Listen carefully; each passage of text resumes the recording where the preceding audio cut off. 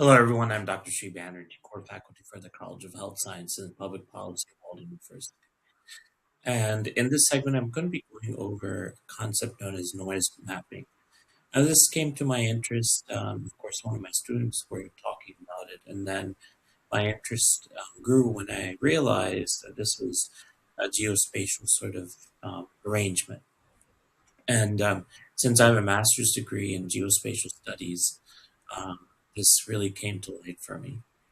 Um, And honestly, as the superhighways become more and more crowded, then the highways grow and grow, taking over some of the houses' backyards. So this is not very conducive for residential areas. But let's go ahead and get started here. So noise mapping is the process of measuring, modeling, and visually representing environmental noise levels across an area. So city, neighborhood, workplace, airport zone, it's a big one, or highway corridor. So if you identify the noise pollution, then you can support city planning and whatnot. So this city planning is actually very important when you're planning out different aspects there.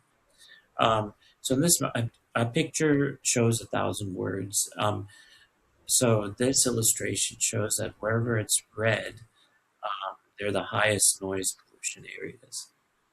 Um, so I've a couple of maps here. This one, as you can see, there's a high area of noise in this whole region, and then that goes into the office and living spaces. Then finally, this map is also interesting because there's a lot of cars going on here, and then the red is uh, the red is the noisy places. So just to give you some perspective, the green areas, of course, are areas less likely to have noise. So now there's a lot of different noise maps that you can create. Noise intensity levels, which are in decibels, um, geographic distribution of sound across space, sources of noise, and what the colors are. Usually red is higher noise, and green are lower noise. Um, so not, the way that this works is noise sources are identified. Field measurements, acoustic modeling, GIS or computer simulation, spatial noise map as you've been seeing, and then assessment and planning.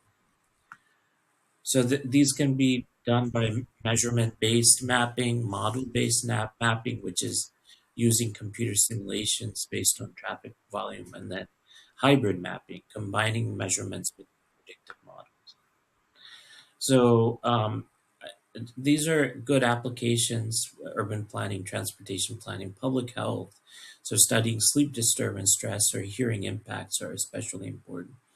Um, and then identifying hazardous workplace noise, which is environmental health or industry safety, and then environmental monitoring, managing community noise pollution. So just I'm going to end with this example. So highways are 75 to 85 decibels, which is quite high.